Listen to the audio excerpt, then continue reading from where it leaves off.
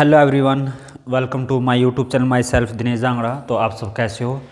आज की जो पहली क्लास है नंबर सिस्टम में हम शुरू करने जा रहे हैं। आपका सबसे पहला टॉपिक रहेगा स्थानीय मान और जातीय मान। ठीक है, प्लेस वैल्यू और फेस वैल्यू दोनों हम कराएंगे इस वीडियो के अंदर, और उससे रिलेटेड क्वेश्चन भी हम इस वीडियो में कराएंगे आपको।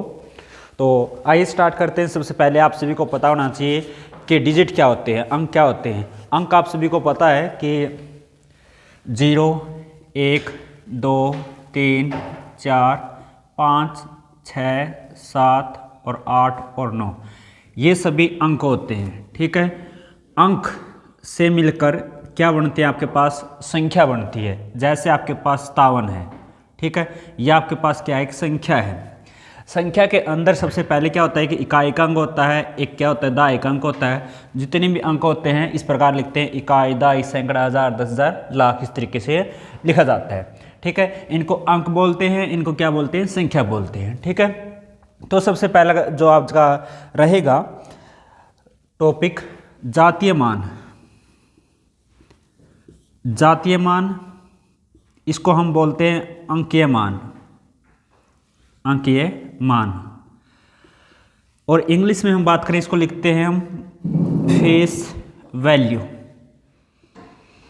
और स्थानीय मान को हम लिखते हैं प्लेस वैल्यू। Place value. अब आपको फेस वैल्यू और प्लेस वैल्यू कैसे निकालनी है और इस रिलेटेड इक्वेशन कैसे आपने करनी है। तो सबसे पहले आइए जानते हैं। एक संख्या आपके पास कि ये दे रखा है 7,356 में 3 का स्थानीय मान। 3 का स्थानीय मान, तो 3 का स्थानीय मान कैसे ज्ञात करेंगे। सबसे पहले देखो 3, ठीक है, 3 लिखा। यहाँ से इकाई, दाई कितने हुए, यहाँ हम इसको कितने से गुणा करेंगे। पहले देखो 1, 2, यानी मतलब इसको हम इसके पीछे कितने जीरो लगाएंगे, हम 2 जीरो लगाएंगे। ठीक है, यानी सैकड़े पर है, सैकड़ा पर, तो इसको कितने लिखेंगे, हम 100 लगाएंगे। अगर ये आपके पास ऐसे होता तो कितने जीरो लगाने पड़ते, हमने 3।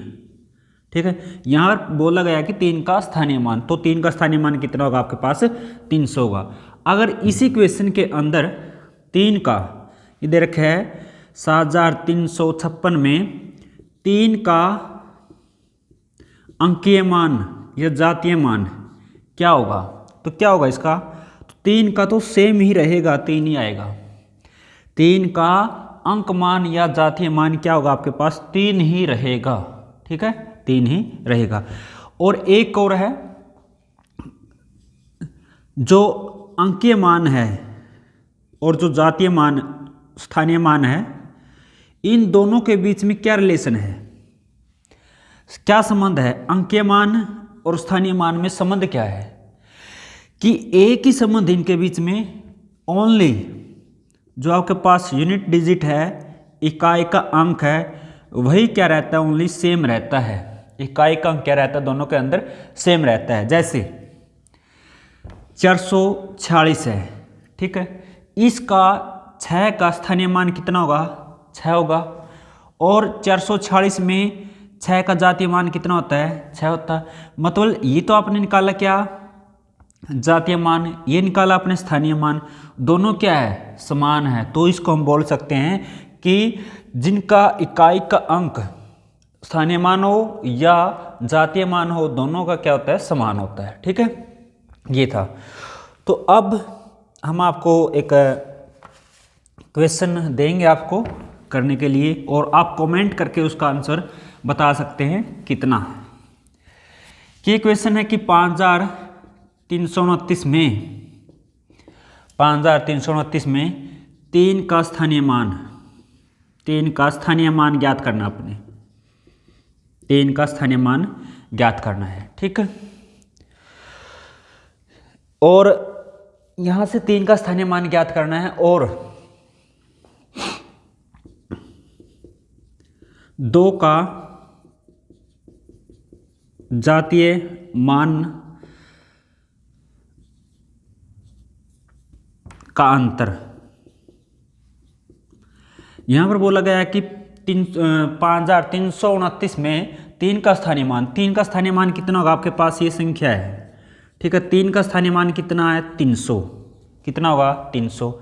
और 2 का जातीय मान, 2 का जातीय मान कितना होगा, 2 होगा। फिर इनके बीच में क्या करना है, अंतर। यहाँ पर क्वेश्चन इस तरीके से बोल सकता है कि योग भी बोल सकता है और अंतर भी। अगर योग है तो जोड़ना है, अंतर है तो क्या करना है, आपने सब्ट्रैक्ट करना है, माइनस करना है। तो 300 में से आपने 2 माइनस करना है तो कितना होगा, 298, कितना होगा 298 इसका आंसर होगा, ठीक है।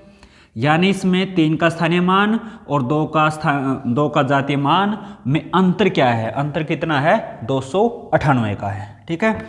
ये क्वेश्चन था। एक स्थानीय मान आता है, एक स्थानीय मान आपके पास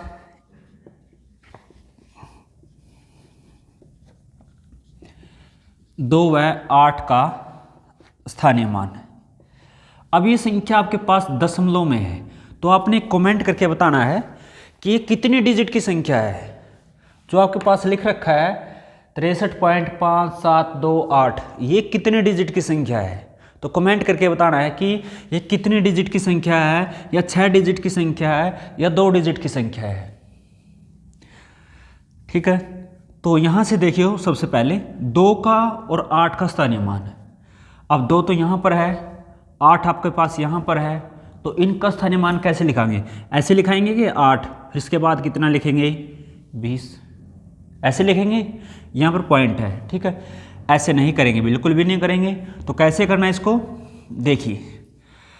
अब सबसे पहले 2 डिजिट की ही संख्या है, कितने डिजिट की है, 2 डिजिट की संख्या है, ठीक है। तो इसके ऐसे नहीं लिखते, पॉइंट के बाद में कुछ भी लिख सकते हैं, ठीक है। तो यहाँ पर कितने डिजिट की संख्या रहेगी आपकी, 2 ही डिजिट की संख्या रहेगी, ठीक। तो यहाँ पर यह आपके पास कितना है, 3 है। अगर आपके पास 63 है, 63 का में 3 का स्थानीय मान कितना होगा, 3 होगा। अगर इस पॉइंट के बाद है, जैसे हम 3.5 को क्या लिख सकते हैं, इस पॉइंट हटाने के लिए बटे कितना करेंगे हम, 10 लिखेंगे, तो 35/10 हुआ। तो इसी प्रकार आपने क्या करना है, यहाँ पर लिखना है 5/10, 5/10, या इसको ऐसे भी लिख सकते हैं 5 गुणा में 10 की पावर -1, ठीक है। अब यहाँ पर 8 का कितना होगा, 8 लिखेंगे तो 1 2 3, तो कितनी जीरो लगाएंगे हम, कितनी जीरो आएगी आपके पास, 4 जीरो होगी। तो हम लिखेंगे इसको 8 गुणा में 10 की शक्ति -4, ठीक है। ये -4 क्यों हुई, अगर आपके पास 1/10 है तो इसको हम लिख सकते हैं 10 की पावर कितनी, -1।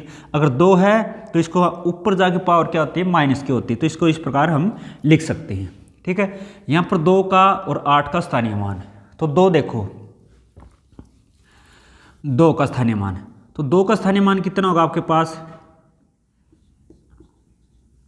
1000, और 8 का स्थानीय मान कितना होगा, 10,000, 8/10,000, ये इसका स्थानीय मान है, ठीक है। तो इस तरीके से आप कर सकते, कोई भी क्वेश्चन जैसे ये है, ये है, इसमें 6 का स्थानीय मान कितना होगा, 6/100 लिखेंगे, ठीक है। 5 का स्थानीय मान कितना होगा, 5/10 होगा। 3 का स्थानीय मान कितना होगा, 3 होगा, ठीक है। तो नेक्स्ट क्वेश्चन, अब एक ऐसा क्वेश्चन जो आज तक आपने नहीं सुना है कि 6/8 में 5, 6/8 में 5 और 6/25 में 4 के स्थानीय मान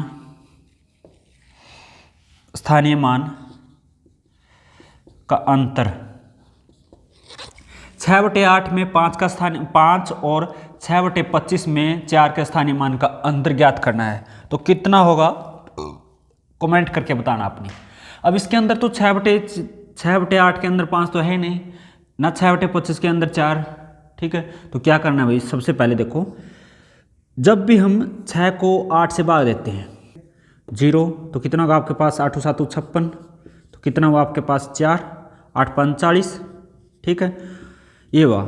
यानी जब भी हम 6 को 8 से भाग देते हैं तो इसका आंसर कितना हुआ 0.5, 0.5।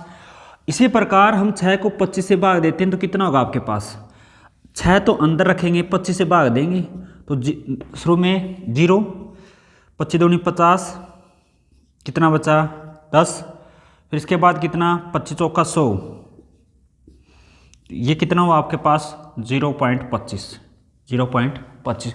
अब यहाँ पर दोनों का स्थानीय मान में अंतर, यहाँ पर स्थानीय मान का अंतर कितना होगा 5/10, इसका कितना होगा आपके पास 4/100, 4/100।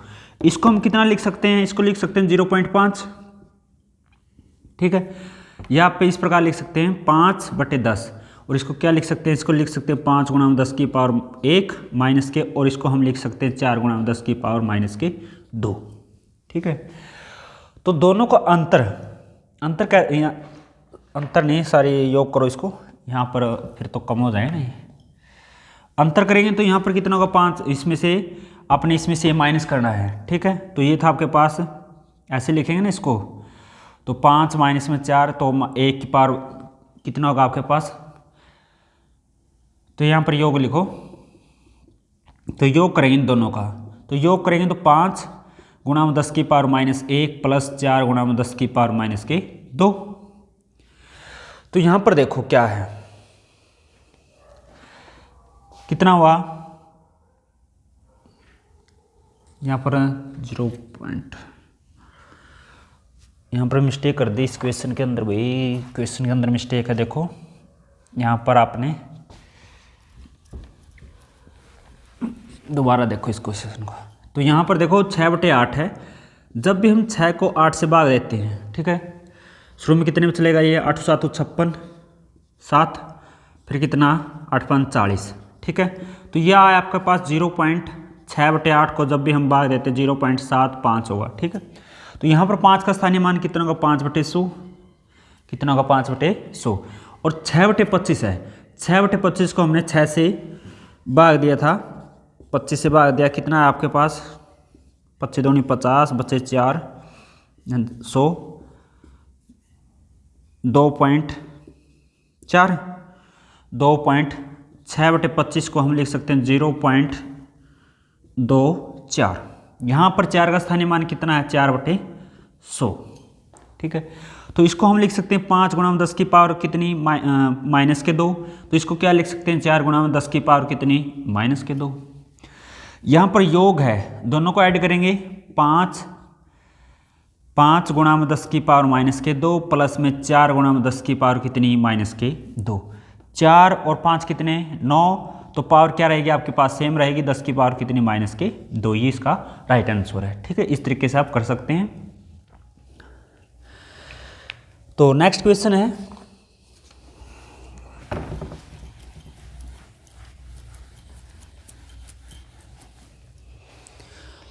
$47.2506, ये दे रखा है 47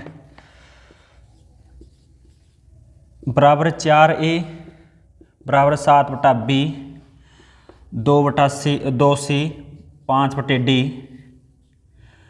और 6E। देन निकालना 5A प्लस में 3B प्लस 3C और D प्लस 3E की वैल्यू निकालनी है आपने, क्या होगी। तो देखो इसको कैसे लिखना आपने, इसको कैसे लिख सकते हैं, इसको हम 47 को कैसे लिख सकते हैं, इसको लिख सकते हैं 40 प्लस में 7, ठीक है। तो इसको कैसे लिख सकते हैं 2/10, इसको लिख सकते हैं 5 में कितना 100, और इसको लिख सकते हैं हम 0 बटे कुछ भी लिखो 0 ही होगा। फिर इसके बाद 6 कितना 40, ठीक है। अब यहाँ पर आपने इसकी तुलना करनी है, कंपैरिजन करना है, तो 4A ये किसके बराबर होगा आपके पास 4A, जो दूसरे नंबर पे वो आपके पास कितना 7/B, ये आपके पास 2C, ये आपके पास 5D, और यहाँ पर 0 है, 0 की वैल्यू कुछ भी नहीं है, तो लास्ट देखो ये किसके बराबर है 6E, ठीक। अब देखो a की वैल्यू कितनी होगी आपके पास, 40 बराबर है 4a, तो a की वैल्यू कितनी 10, a की वैल्यू 10 है। b की वैल्यू कितनी होगी 7 बराबर 7/b, तो कितना होगा आपके पास, तो यहाँ से इसको कैंसिल करेंगे तो कितना होगा आपके पास 1। b की वैल्यू कितनी होगी आपके पास 1। यहाँ पर है 2/10 बराबर है 2c, ठीक। तो यहाँ पर कितने होगी 1/2, 2 से 2 कैंसिल, कितना हुआ आप 1/10। फिर इसके बाद कितनी होगी 5/100 बराबर है 5/d, तो ये आपके पास 5 है, तो इसको हम लिखेंगे कितना 5/100, और ये होगा आपके पास 1/5, इससे कैंसिल, तो ये होगी आपके पास कितनी 1/100, तो ये किसके बराबर होगी 100 के बराबर, d की वैल्यू कितनी 100। तो इसी प्रकार ये कितनी होगी आपके पास 10,000, ये किसकी वैल्यू है 10,000, e की वैल्यू कितनी 10,000। इसके बाद आप इसमें यहाँ पर वैल्यू रख सकते हैं चारों की, 500 की आप ये वैल्यू रख सकते हैं, इस तरीके से आप कर सकते हैं। तो नेक्स्ट क्वेश्चन है, ज़बरदस्त क्वेश्चन है कि दो अंकों की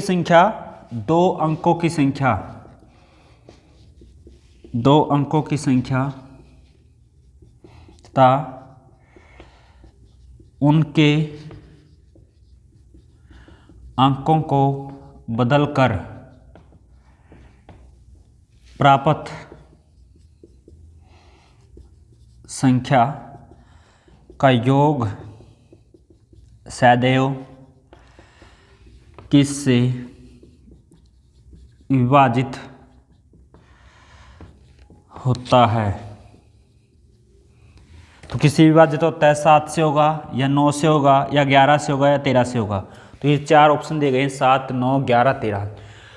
दो अंकों की संख्या, जब भी हम दो अंकों की संख्या लिखते हैं कैसे लिखते हैं, देखिए जैसे 47 है, 47 दो अंकों की है, इसको हम लिख सकते हैं 40 प्लस में 7, ये आपके पास का एक अंक मान लेते हैं x है। फिर लिखें दाई में कितने होते हैं 10, तो लिखें 10y, ये आपके पास संख्या हुई 10y प्लस में x। अगर इनके अंकों को पलटा जाए, पलटने के बाद कितना होगा, जो x है वो क्या होगा y होगा, ठीक, जो इकाई हो क्या होगा दाई होगा, ठीक है। अब इनको जोड़ दिया जाए, 10 और 1 देखिए जोड़ देते हैं इनको, 10y प्लस में x प्लस में 10y प्लस में y, कितना हुआ आपके पास 11x, ये आपके पास कितना होगा 11y, तो यहाँ से कॉमन ले लेते हैं 11, तो होगा x प्लस में y। तो ये संख्या कुछ भी हो 11 से क्या होगा, 11 का मल्टीपल है, तो 11 का मल्टीपल है तो मतलब क्या है, ये संख्या किससे भाग होगी 11 से भाग होगी, ठीक है। अगर कोई भी दो अंकों की संख्या हो, उनके अंकों को पलट दिया जाए तो वह शायद किस संख्या से भाग होती है, 11 से भाग होगी। ऐसे कितने से होगी 11 से। तो नेक्स्ट वीडियो में मिलते हैं ज़बरदस्त ट्रिक के साथ। अगर आपको वीडियो अच्छी लगे तो प्लीज़ लाइक शेयर और चैनल को सब्सक्राइब जरूर करें। मिलते हैं नेक्स्ट वीडियो में, बाय बाय, टेक केयर।